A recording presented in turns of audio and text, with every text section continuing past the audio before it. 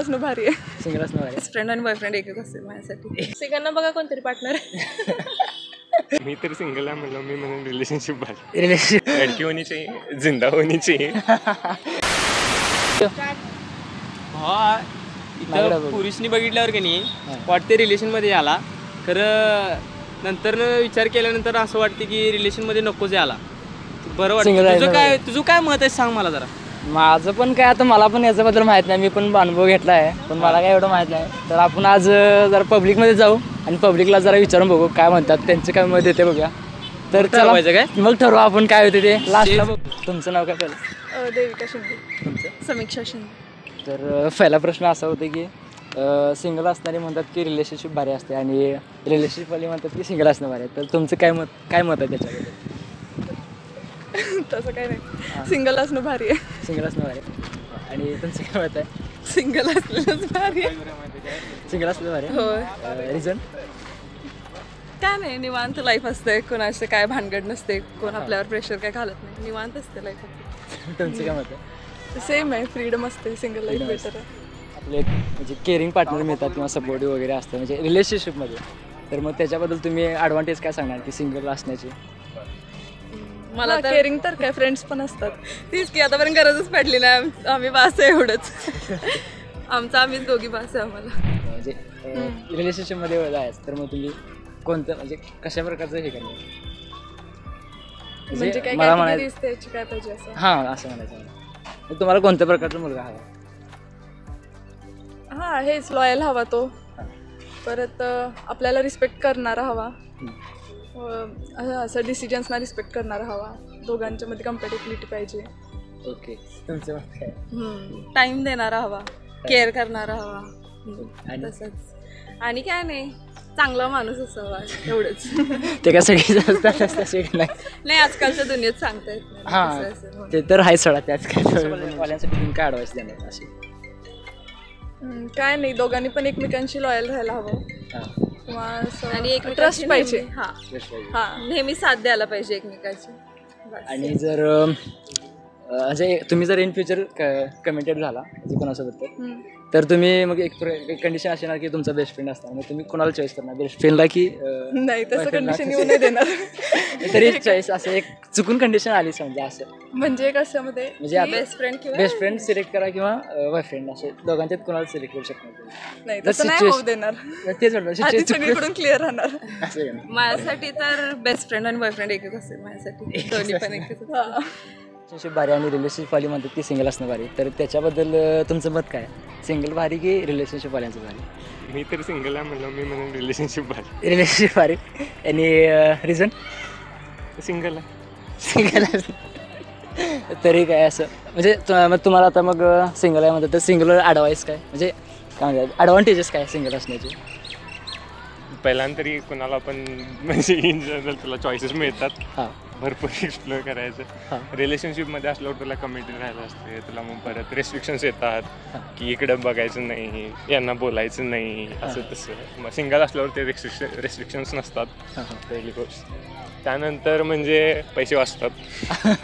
एक plus point सांगितला भावानं.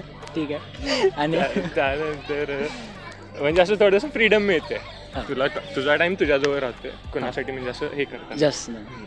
बरं, पण एक जण म्हणतात की म्हणजे पार्टनर असला तर एक सपोर्ट असते किंवा केअरिंग वगैरे म्हणा, इमोशनल बॅकअप मिळतो तुला रिलेशनशिपमध्ये असलं. मग त्याच्याबद्दल काय असं तुम्ही ॲडव्हान्स सांगू शकता सिंगल असण्याचं फायदा?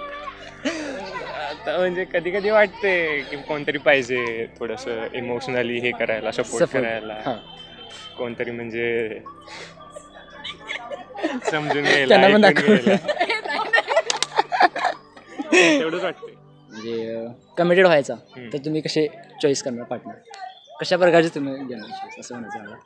पहिल्यांदा तरी काइंड, त्यानंतर लॉयल, केअरिंग.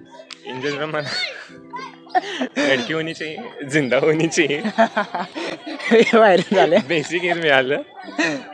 त्यानंतर पुढे जर एक्सप्लोअर करायचं झालं तर त्यात काइंड थोडीशी आणि केअरिंग आणि लॉयल. आणि तसं विचारणं हे वेगळं आहे, म्हणजे तुम्ही सिंगल असणार तर तुम्ही रिलेशनशिप वाल्यांसाठी काय ॲडवाईस देऊ शकता? म्हणजे टिकून राहण्यासाठी शेवट आता तुम्हाला माहित आहे की जास्त करून रिलेशनशिप जास्त काय टिकत नाहीत, मग त्याच्याबद्दल तुम्ही काय ॲडवाईस देऊ शकता असं? मी नाही रिलेशनशिपमध्ये, मी कसं ॲडवाईस देऊ? तरी इन जनरल तुमचे फ्रेंड्स तर असतीलच एका दुसरे, तर म्हणजे त्याच्यावरनं बघून तुम्हाला असं काय अनुभव आलेले असले तर? हेच की एकमेकाचा इन्स्टाचा पासवर्ड द्या एकमेकांना. सुषमा. तर सिंगल असताना म्हणतात की रिलेशनशिप भारी आहे आणि रिलेशनशिपवाली म्हणतात की सिंगल असणं भारी आहे. तर तुमचं मत काय होतं की ह्याच्याबद्दल, सिंगल भारी की रिलेशनशिप भारी? दोन्ही पण भारी. दोन्ही पण भारी. बरं ॲडव्हान्टेजेस सांगा, म्हणजे बेनिफिट सांगा सिंगल असण्याचे आणि रिलेशनशिपमध्ये असण्याचे. सिंगल असणं फ्री बर्ड आहे, आपण आपल्या मनाचं करू शकतो. ओके. आणि रिलेशनशिपमध्ये असणं आपलं कोणतरी आपल्याला असतं म्हणजे सपोर्ट. आणि काय सांगू शकता तेवढ्यात त्यांना एक केअरिंग आणि सपोर्टिव्ह पार्टनर असतात. मग सिंगलवाल्यांसाठी तुम्ही काय असं सांगू शकता की असं एकदम प्लस पॉईंट आहे सिंगल असणाऱ्यांसाठी? रिलेशनशिपवाल्यांना कसं पार्टनर असं केअरिंग सपोर्टिव्ह वगैरे असू शकतं, तसं सिंगलवाल्यांसाठी काय असेल असं? फ्रेंड्स असतात, फॅमिली असते त्यांच्यासाठी. तर जर तुम्ही इन फ्युचर तुम्ही म्हणजे कमिटेड झाला तर तुम्ही कसं पाहिजे तुम्हाला? नाही अजून काय डिसाइडेड नाही. विचार नाही केलेला तसं काय. बरं मग रिलेशनशिप ओळखण्यासाठी तुम्ही काय ॲडवाईस देऊ शकता? म्हणजे तुम्ही या दोन्हीकडे म्हणता ना, तुम्ही दोघांसाठी एक एक ॲडवाईस असं द्या असं म्हणजे म्हणताय. काय ॲडवाईस देऊ शकता? म्हणजे आता तुम्हाला माहीत आहे की रिलेशनशिपवाली जास्त काळ टिकत नाही, लगेच थोडे दिवस टिकतात आणि ब्रेकअप होऊन जातात काही ना काही कारणावरती. मग त्याच्याबद्दल तुम्ही काय सांगता? ट्रस्ट ठेवायला पाहिजे आणि लॉयल पाहिजेत. आजच्या काळात लॉयल नाही आहेत. आणि सिंगलना बघा कोणतरी पार्टनर. असं ना की काळजी नसते की लग्नाचं म्हणजे पार्टनर फिक्स आहे असं ते. सिंगलवाल्यांसाठी काय होऊ शकतं? घरचे असतात ना त्यांच्यासाठी. पण प्रत्येक म्हणजे नंतर अरेंज मॅरेजमध्ये प्रॉब्लेम होऊ शकतात. लव्ह मॅरेजमध्ये कसं एकमेकांची अंडरस्टँडिंग म्हणा किंवा माहीत असतं आपलं पार्टनर कसं आहे ते. त्यामध्ये सिंगलवाल्यांसाठी तुम्ही काय असं म्हणू शकता? नाही शोधलं पाहिजे ना त्यांनी हेच. अल्बर्ट आइन्स्टाईनने जो बलाचा शोध लावला होता, मग त्याच्याबद्दल तुमचं काय मत आहे? म्हणजे काय सांगू शकता त्यांनी शोध लावला काय चांगला म्हणजे ॲडव्हान्टेज डिसॲडव्हान्टेज का? ॲडव्हान्टेजच आहे ना त्याचा शोध लावला म्हणजे. काय आहे ॲडव्हान्टेज असं? बल्बचा शोध लावला तुम्ही हेच म्हणतायत ना? हां, अल्बर्ट आइन्स्टाईनने लावला ना बलाचा शोध, हां. तर त्याच्याबद्दल तुमचं काय मत आहे? लाईट मिळाली सगळ्यांना आणि काय ॲडव्हान्टेज पाहिजे? लोकांना लॅम्प खाली जाऊन अभ्यास करायची गरज पडली नाही, घरातच अभ्यास करावा लागला. म्हणजे हा सगळा प्रॉब्लेम नाही आहे. हां. आणि डिसॲडव्हान्टेज काय? माझ्या मते तर पोरांना जास्तीत डिसॲडव्हान्टेज असणार आहे अभ्यासाच्या बाबतीत. डिसॲडव्हान्टेज काय असू शकणार? ठीक आहे अभ्यासाचं राहू दे, पण बाकी लाईट ही इम्पॉर्टंट आहे आपल्यासाठी. अभ्यासच म्हणून नाही, सगळ्याच गोष्टीसाठी. एक दिवस लाईट जाऊ दे, इन्व्हर्टरवर किती दिवस थांबणार माणूस किंवा मेणबत्तीवर किती दिवस जगणार ना? हो ते तर आहेच. ॲडव्हान्टेजच आहे हा. तर ॲन्सर म्हणजे हे ॲडवाईस द्यायला ते बरोबर आहे, हां. पण जे बलाचा शोध लावलेले ते ॲडव्हान्टेज नाही लावला. तर ते बलाचा शोध थॉमस एडिसनने लावला. तेच सांगायचं. ट्रिकी क्वेश्चन होता. हां, म्हणून ते जरासं विचारलं.